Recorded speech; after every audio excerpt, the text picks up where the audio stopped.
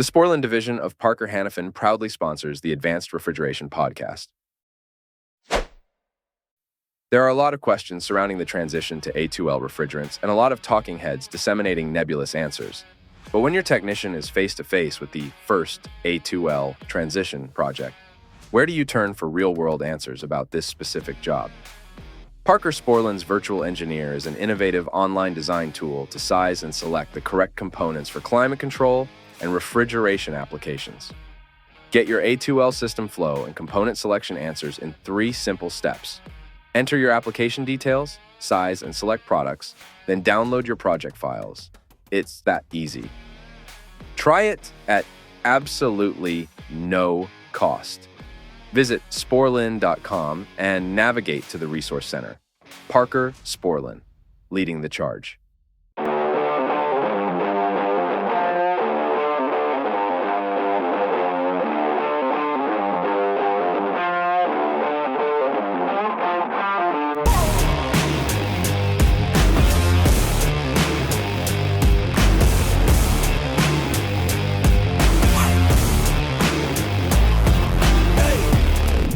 It's 7 o'clock in the morning. How are you hungry already? Because it's the weekend. It's Sunday morning. What do you guys do Sunday morning? Nothing. I make breakfast for myself, and You don't make breakfast for the family and the kids? no, Why? because my kids don't wake up till 9 o'clock. That's stupid. I can't believe you don't make your kids breakfast. They don't even like what I make for breakfast. What do you make for breakfast? Just eggs and normal stuff. Like they don't want to eat any of that. Eggs and What? Like bacon stuff? Like they're not all about that. what do they eat for breakfast? I don't know. They're cereal kids. Gross. That's dumb. I make breakfast. I don't know. Like yesterday, I made pancakes and bacon, and then my son came down. I was like, "Jake, there's bacon and pancakes." He's like, "I want ham." So I made ham. Good early morning, everybody, and welcome to Advanced Refrigeration Podcast. You're the host, Brett Wetzel and Kevin Compass. How are you doing, buddy? I know you had a rough long shit week. Yeah, Just like a lot of bullshit getting done this week. So I was getting all the notifications this week, so you have your hotel stuff hooked up to the podcast email. So every week I'm seeing where you're like making a hotel reservation here, making a hotel reservation here. yeah, it was every night, different places, like just traveling all around Colorado, doing RTU integrations on controls. And yeah, I'm over it. I don't ever want to do any of these anymore. They're just exhausting at this point. When you said you were doing startup, I thought you were starting up like when you were like, "Oh yeah, I'm doing 3 startups," and I was like, "Rat startups in a week?" I didn't ask. No, they're RTUs. I mean, just like never ending bullshit with these. Just like you think you're getting ahead, and this is like 4 steps backwards. All right. This week I was in Philadelphia. I was doing some things for a client, and we ended up having to just like fault find, try to figure out why the equipment wasn't working properly. And some of it was programming, some of it was actually a lot of it was just programming. There was nothing really mechanically anything wrong. No, it wasn't. Yeah, it was all. The only other thing that was odd, and I'll show this because I can. Blah, blah, blah, blah, blah, blah, blah. So they had, ever see the zero zone cases? They're like 87 inches tall. They're freaking huge. Yes, no. Maybe. Yeah, like the big glass doors. Like they're. No, these were open cases. I've never seen a zero zone multi-deck. Really? Nope. I've only seen their medium temp glass doors and their low temp glass doors. All right, just bring this up real quick because this was really interesting because it was. I'm assuming it was set up from the factory like this because it didn't make any sense on how it could have been otherwise. Present screen. So one of these, except for this is like just probably an 82. The one I was dealing with was an 87. It was just super, super tall, just so you get more sales area. But what was funny is, and it was weird. I was looking for the spec for the fans, In one of the manuals, they had it. In one of the other ones, they didn't have it. So, like, I had the one guy that I know from Zero Zone basically was looking shit up for me. He's because I sent him the document that I found, and the feet per minute wasn't in there, and then he found a document that was. Same thing with the defrost term. Defrost term wasn't in there because you know how like Husband's usually 42, Hill Phoenix is usually 48. So apparently Zero Zone cases are 45. 45. Almost there. Almost there. Okay. I'm going to have to zoom this picture and see if you can see. So on the evaporators, there's a metal plate that goes from the back, obviously the back wall that covers the coil. And then it goes, you can see it goes underneath the fan shroud piece. The weird thing is that there was a corner piece that would basically encompass this.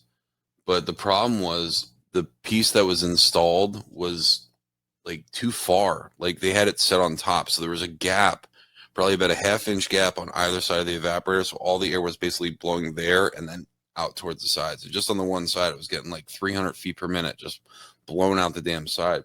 So I had to have the kid slice that down a little bit so it fit in there.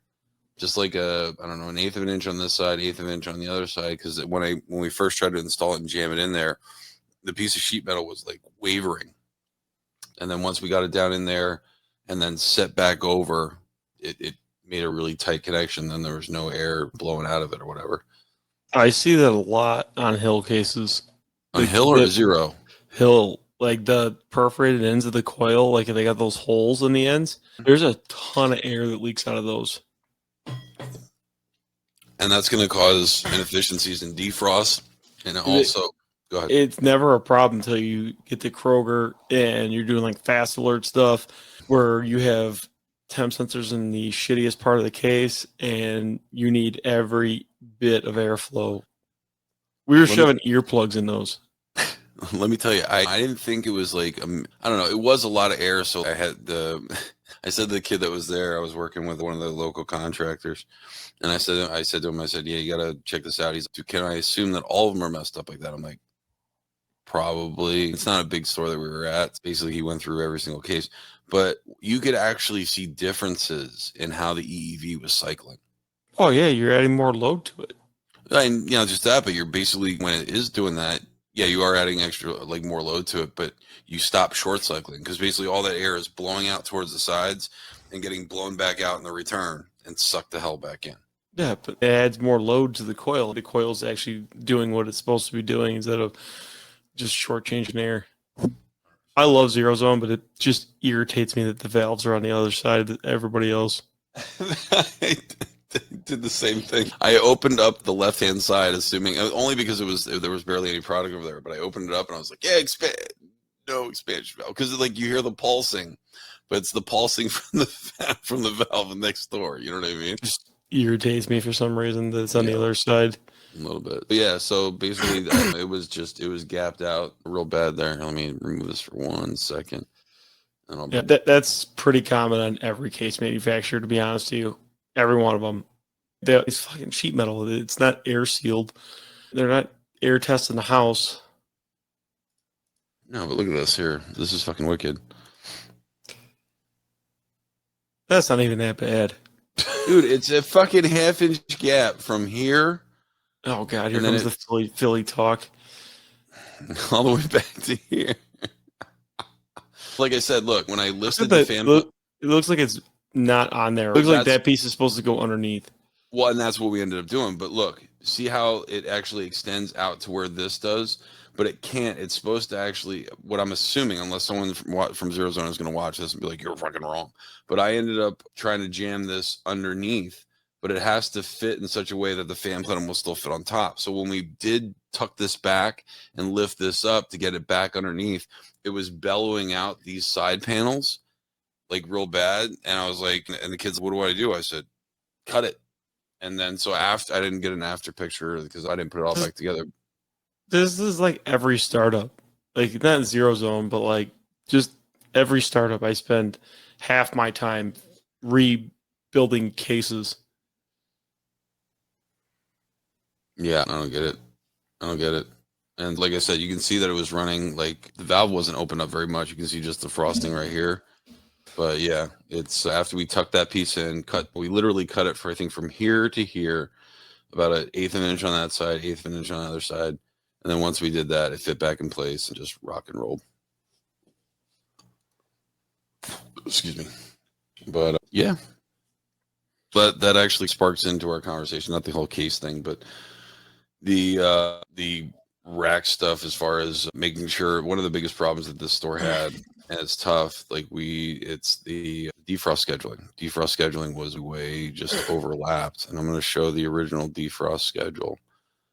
Unfortunately, I'm an idiot and did not essentially didn't save the original schedule how I had it originally. But let me add this. So this is what it was originally, and I think the six times a day that they had on this guy right here was just, I think it's because they were having icing up issues. The cases are supposed to be set for 36 minutes. That was right. These are walk-ins. 36 minutes is so dumb. Just make it 40. I ended up, so I was looking at, this is what sparked the discussion for me to call Zero Zone, because I was looking to see what temperature the discharge air was getting up to, and the discharge air was only getting up to 38 or 40 degrees. And I'm like, so what's the termination temperature? Like I said, the one document that I found didn't have it in. The other document about the same damn case had it in, but then it was 40, 45. If you're not getting a like 48 degree term, you're going to eventually ice up. If you're not getting the 40 discharge, does it to 40. And if you don't, and on multi-decks, if you don't get the 48 degree discharge air, eventually you're going to ice up. Everybody that runs a lower discharge air eventually starts to build ice. Yeah, so I put the spec to 45. I was happy with 45. I mean, technically anything above 32 should melt ice, but yeah. Here's the other thing too. So like when they made the schedule, because basically when you make the schedule, you're supposed to basically make it around the loading of every single one of these cases. And 18.3. So what ended up happening was this right here, they had that it was 70, but this got split up. So this is actually only 56.3 now. And then this one right here, check this out. So they had 36 feet, 56.4 MBH. And then they had a 48 foot that was listed. It's still at 56.4. And so I'm like, why is that? You have 12 more feet. So it should have actually been whatever. So we corrected that. It ended up being 75.2 MBH in all. And then so you can see what I did here is I basically did the MBH. This is a booster rack. So this is the total MBH of the low temp. This is the total MBH of the medium temp. Because you got to also remember the medium temp is doing 3 different loads, right? It's doing the load of the cases for the medium temp. It's doing the load of the BGV, but it's also doing the load of the actual low temp. So when you are making the schedule, the defrost schedule, you have to take into fact that if you have a low temp case basically go into defrost, it's also then going to affect the medium temp. Yeah, that's why your staging your glass doors needs to be, if you're doing glass doors, your staging your glass doors needs to be very critical of how you're doing it. So I'm a big fan of dropping a medium temp load when you have large low temp loads coming back on. So that way you balance out. So that way you start loading up the low temp compressors, and then you're going to load up the flash or the medium temp a little more, and vice versa. Then you drop out some load in the medium temp, and you just stay in the same zone. Yeah, no, and I totally agree. And you also got to remember, like, you have to take into effect also, and you've seen this on smaller racks where, if you drop off too much low temp load, you basically then don't have any total heat rejection basically going into the suction line, and you could potentially run low superheat. And one of the customers that we know of does that a lot, where you shut off all the low temp load, and then all of a sudden now you get these low superheat alarms on the medium temp because you no longer have that discharge temperature, basically negating some of that lower superheat coming back from your BGV, as we discussed earlier. It's a design issue. That particular customer needs to put their coffin cases on the rack. It would be nice.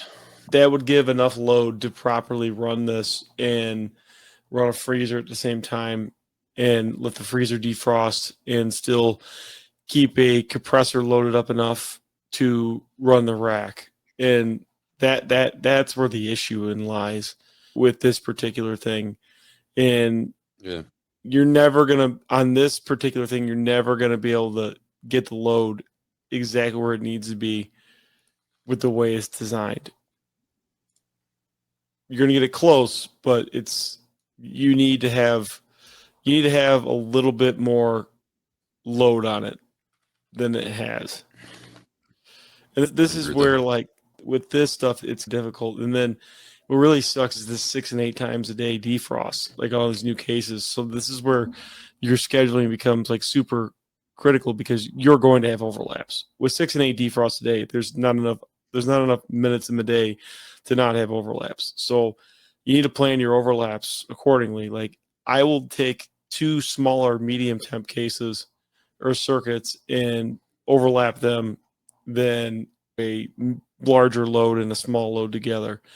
So I try to balance it out to where if I have 2 15,000 BTU circuits and a 35,000 BTU circuit, we'll put the 2 15,000 BTU circuits in defrost at the same time and let that equal out to the 30. So that way I'm not dropping a 30 and a 15, putting 45,000 BTUs in defrost at the same time. So building your schedule is very important. And like most of these racks come with a base in it and the schedule needs tweaked, but some of this ends up being customer spec. So some of these customer specs like need to be tweaked where they just inherited old DX specs from 404, 448, where it didn't really matter as much.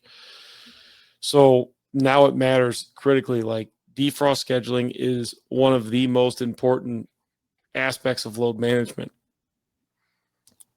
I totally agree with you. I brought this up just for a show and tell because we're talking about certain stuff and I just want to make sure people understand this. But if you look, typical booster rack, and so this is a Hill Phoenix. So remember, you have the low temp going into the suction. You have the load from the BGV coming off the flash tank. And then you also have the medium temp loads here. And there's the only kind of mitigation you have is you have some hot gas injection to help with a little bit of superheat. But as we discussed, sometimes this valve isn't big enough. And so it doesn't have, because they probably didn't size it big enough for when you lose all the total heat rejection coming out of here. Because typically you'll have 120, 130 degrees coming out of that low temp header with discharge temp going into the ass end of the compressors. You got more than enough to negate like a very low superheat coming from the BGV. And that's a lot of times why a lot of clients have a heat exchanger right here to actually get a little bit of superheat from, let's just say, running it with the low temp or running it through the drop leg and get a little bit more efficiency out of the drop leg. But then also you're negating some of that lower superheat coming out from there. Where the only thing we have on these particular racks is a little bit of hot gas injection. I didn't have that problem with where I was at because I didn't do the norm. I know, Kevin, you disagree with me on this, but you want to do one of the whole freezers all at the same time because of loading issues. But back to what we were talking about before, if we had the another low temp load besides that one freezer, we could negate that by having those island cases on there, and we wouldn't have so much issue. I wonder why they do that. I wonder why they decided to put those other types of self-contains right in the middle. It's been a thing with them for the last like 15, 20 years. Like I don't know. They could change temperature zones, but like they could do a dual temp setup and do the same thing. And it would be all around better. Even if they hooked that particular manufacturer's case up to the rack and they order remote cases. Yeah. I honestly despise working on those cases anyway. Like they're just horrible to work on. The propane ones. And you got to pull them out and they're a nightmare. And it's like working with like razor blades. Today's episode is sponsored by the RefRushield RDP Series differential pressure monitors from Westermeyer Industries, now available for transcritical CO2 systems in addition to other common pressures and refrigerants. When the filter element of your coalescing oil separator is contaminated, it can hurt your system's performance and efficiency. But how do you know when it's time to replace that filter? Wait too long to replace, and you could end up with a nasty filter blowout. But replacing too often can be a waste of time and money. The answer is installing a differential pressure monitor. The RDP Series differential pressure monitors, including the new transcritical CO2 model, are available now from Westermeyer Industries. To find out more information, email sales@westermeyerin.com. That's WESTERMEYERIN.com. Yeah. So, but going over this schedule, guys, so it is very imperative that you pick your defrost and pick your times so you could plan your overlaps. Now, looking at your times per day, looking at your defrost length, termination doesn't really come into play with this at all. Very often when you're building a schedule, you're building a schedule for time. As you're thinking about it, it's going to run the entire defrost because that's worst case scenario. So you're going to build out your schedule looking at this. And what? I got rid of it for you. Yeah. So what you're going to do is generally you want to do glass doors and large loads in the middle of the night. So if you're doing like stuff that is one time a day, Jesus, do you already drink all the Red Bull? Not yet. This is actually so I woke up at 3:00 this morning, and usually if I have a big caffeine dump, if I drink a Red Bull really quick, I get a caffeine high, and then I basically pass back out. So that's what I did this morning, and then I woke up. Maddie's been hiding them. What you're going to want to do is if you have defrosts that are once a day, like glass doors, coffin cases, stuff like that, you want to defrost these in the middle of the night. You don't want to defrost them when customers are opening doors and adding load, and when employees are going to see it and they're going to freak out and think the case is 47 degrees and they need to call for service because the fans aren't running. So you want to do glass doors in the middle of the night. And then the other reason you want to do glass doors in the middle of the night is you're going to have lower load in the rack. Oh my God. You're going to have lower load in the rack, and that's going to give you a little bit more room to come out of defrost and not overload compressors. So you want to start doing defrost in the middle of the night or like in morning. So start at like 10 o'clock. Usually the temps have gone down by then. So from 10 o'clock to 10 a.m., I want to do that 12-hour window. I want to start my low temp defrost. So I will generally start building my schedules out around the low temp and get that done. And then I will look at it and then start building out my medium temp schedule. Medium temp is what it is. You're going to have multiple defrosts a day. Try to pick big loads when small loads aren't going. So like you don't have 2 or 3 small loads and a big load at the same time. You just need to build your schedule out, know your total BTUs, and just play with it. The best thing to do is build an Excel thing out like this. Me and Brett both have a different way of doing it with Excel. This is one that he made that does a booster rack. So it's the low temp is adding BTUs to the medium temp. So it's showing you when something's in defrost, how many BTUs are actually taking off and being used. And it's telling you if you're over a certain percentage. Yeah. So what I did was here, I put the set point. I know you said we don't need the term, but I put the term in there. The case number, but then instead of just putting where it says defrost there, I basically put the amount of BTUs that each section has when it actually essentially goes into defrost. And then, like Kevin had just stated, so this is the light blue is a low temp load, the red is a medium temp load, and then what I did was I did like a dark blue, basically adding these two together to give me the mixed load. So you can see, okay, 15.35 on the medium temp. So basically I have 94.81 available on the rack as far as available capacity. And then what I did was I was trying to figure out a number. So I did anything under 75. So you can see right here, you got the 15.3, which is just the medium temp load, but then you also have this 21.33. So when that 21.33 goes in, you can see that we went from 94%, 94.81, and then when it added that low temp, it basically reduced my medium temp load down a little bit. Now, this is a rough and dirty. And the reason why I say that, because there is a little bit of total heat rejection as well, that you're basically, because you're not putting like a total negative number, you're not putting an equal number of whatever the suction temperature is coming back. You know what I mean? You're putting 100. Are you just saying this because Dylan is going to Monday morning just comment and tell you you're wrong?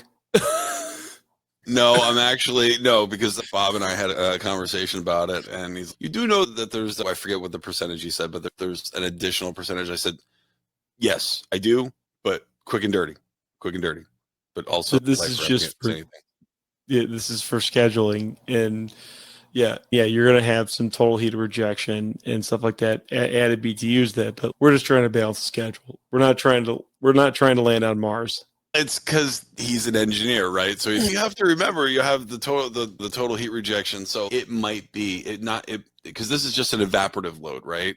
This isn't this is just an evaporative load, but this doesn't account for. We're trying to make the case warm and then get it back cold.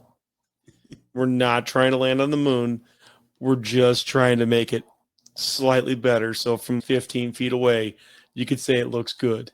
And it did. Like I changed the schedule on Friday before I left, because that's not a programming change that. You're a dickhead. That's not a programming change that would cause any issues. It's moving times. That's all it was. You're a dickhead. You ruined somebody's Friday night. No, I didn't. It was working fine. Anyway, allegedly. So you can see. So no, I looked at the alarms. We're good. 23. So right here, you can see 73%. And unfortunately, the low temp, there's only 5 different loads that can go in defrost at a given point in time. So there was at points on the original schedule. That's why I wish I would have saved it. Probably about 46% of the medium temp load was actually going into defrost at the same time.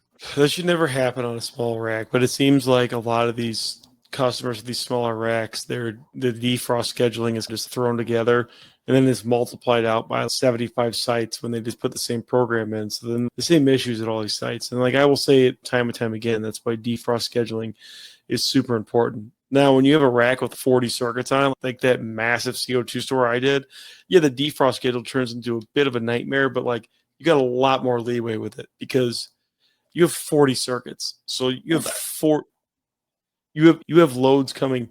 You may have 8 circuits in defrost at the same time. So, I mean, it took me a day and a half to build the defrost schedule out, like of playing with it. But then also when you're looking at it, like something like that, like you're going to have overlaps. You're going to have a ton of them. So that's when you find the graph and look at the graph and see when you have spikes in suction, like down and okay, like I got to move some stuff around that time.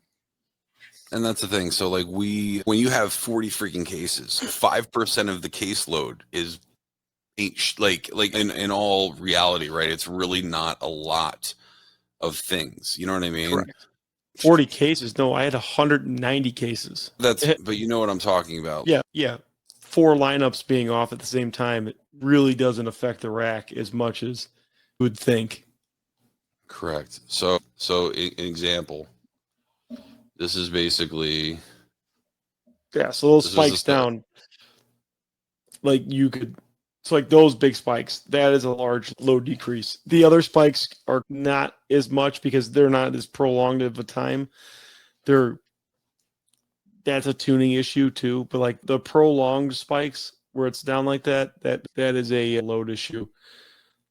So I wasn't there this day. I was there this day. And then you could see I got the suction had issues. And so we got the suction under control. And then we had some cases that were satisfying. So we had to move some stuff around. We boosted up some suction a little bit. And as you can see that with the week progressed, right? And then you can see like large load around anywhere from, I think it was like, I can't zoom it in, but this is the same time. Look, same time, same time. That's a defrost issue. Like you plain and simple, like when it's dipping like that at the same time, that is a defrost issue. So like you need to around that time figure out what is in defrost, go to the E2, whatever you're going to do. If you're going to go to the defrost times and hit control page down, if you hold down control and hit page down, you could slide through if you don't have ultrasight, you could slide through all the defrost times at once and write down what is a defrost at that time and just move it around. That is the easiest way to do it if you're doing it on the controller. If you're moving some stuff around, and then just kind of look at your schedule and just move some times around. And so this was the final product. So this was 8 a.m. on that other day. And then you can see, like, just right here, it's a straight freaking line. And yes, I know it's not only a straight line. Right here, the straight line as far as the suction graph. You still had some loading. But and you got different definitions of straight lines, apparently. Mother Christ. Look, you're such a dick, because this is 420, so it's going up to maybe 430 down to 410. You're such an asshole. I have a 30-pound deadband on there. That's way too high. No, it's not. It's 2 way degrees too high. high. It's 2 degrees high, 2 degrees low. 15 runs. Nope. Nice and tight. Not for a VFD. That's a lot of cycling on that VFD. Do it all the time. It runs great. And how long does that VFD last? I guess time will tell. They're doing VFD things. Really aggressive VFD things. So now that the way that I have it, the max, it looks at 64.22. And like Kevin said, if you are limited on how you can move it around, assume that the case is going to go through the full length of defrost. Yeah, worst case scenario, it doesn't, and it looks better. Yeah, 100%. 70, 64. Yeah, so it looks like 64 is the worst that I'm doing. And I could have probably spread these out a little bit more, but I would have probably cut that in the middle.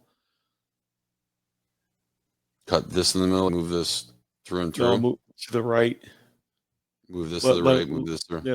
Yep, let it hang in between those two cases, because that other case would come out of defrost, but you'd still have that other one in defrost and the low temp at the same time. So yeah, that you're getting into the nitty gritty of tuning, and like that's where I probably would cut those in the middle a little bit on the low temp. Just move those over a slight 15, 20 minutes, that just to give you a little bit more control out of it. But at that point, you're just nitpicking. As long as the is that what you're doing right now? You're nitpicking. Thank you for that. Yeah, nitpicking. You need it. I know what you're doing, fucking jerk. But that's the moving 15 minutes here, 20 minutes there, just to give you a little bit more low control out of it. I wish everybody had the microthermal way of doing it and just grabbing the slider, and it's so much easier. I was literally just talking because I didn't know what you said. I didn't know about what you told me until you told me. And I was talking to Bob about it. He's like, wouldn't it be nice if you could just move it? And he's, yeah, that'd be amazing. I said, yeah, that's what MT does, but no one else can do it. It's like the BAC pump of everything. Can't do a BAC, can't do a pump with a sump. So you got to move shit around. Yeah, those BACs are just by far the best gas coolers. I'll die on that hill. Yeah. What else can we add about this? I don't know. It's just playing around with the loads a little bit. And then the other thing is setting up your case controller post valve, making sure that you have a post valve percentage in there after defrost of like 10 to 15%, so you could control your load a little better. And you just don't slam a valve at 100%, especially like a freezer, like a big freezer like that. I'll go 10% for 10 minutes, so that way we can get a good, yeah. It depends. It depends what it is. Like 10, 15 minutes. That's usually enough to load the freezer back up, the compressor back up, and get it running, and where it's ready to go in that particular thing.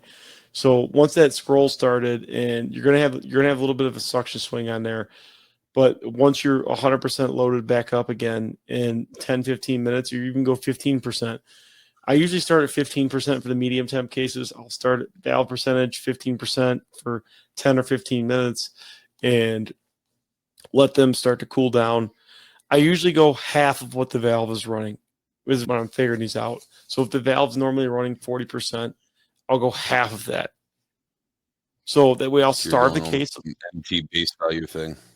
Yes, I go like the MT base value thing, and I will cut it in half, and I will let the post defrost valve sit there for a little bit. As long as I'm not getting post defrost alarms, I want it to pull down a little bit slower. Everybody's all fast pull down times, but then you start frosting over coils and having other issues. But I want a little bit slower pull down time with CO2 because I want to not just dump a bunch of load on the compressors. I don't want the PID to wind up as soon as it comes out of defrost and it just spins up, and now the valve's open 90%, pulls the case down, then it overshoots temp because the valve is got the PID's got to wind back down.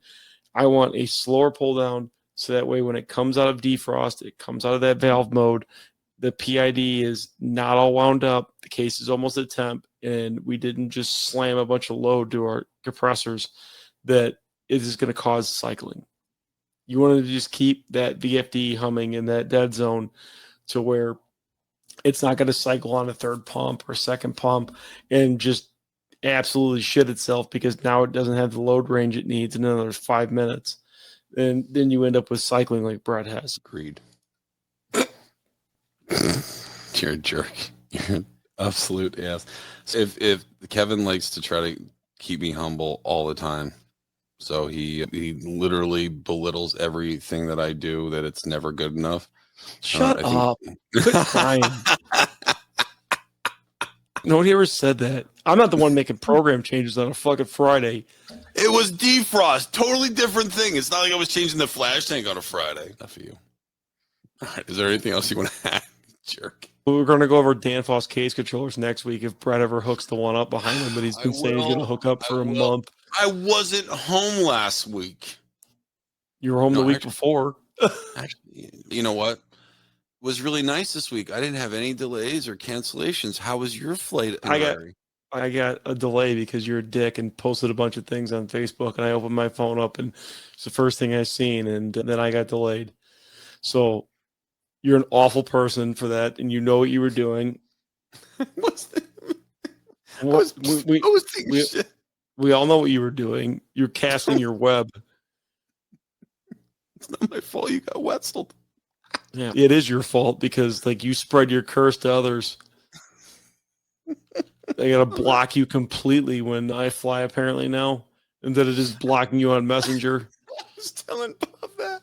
I was like, there's a chat that I have these guys on, and I was like, they won't talk to me on the day before. It's like a Cinderella rule. You guys won't talk to me the day before up until midnight, and then you won't talk to me until you actually are taking off, or until really you land, because I think one of you guys got pulled back off the plane, right? Yep. Yeah, you're an awful person because of that. It's just like you're spinning your web of bullshit. On that note, we're going to go. Have a great day. Talk to you guys later. Bye.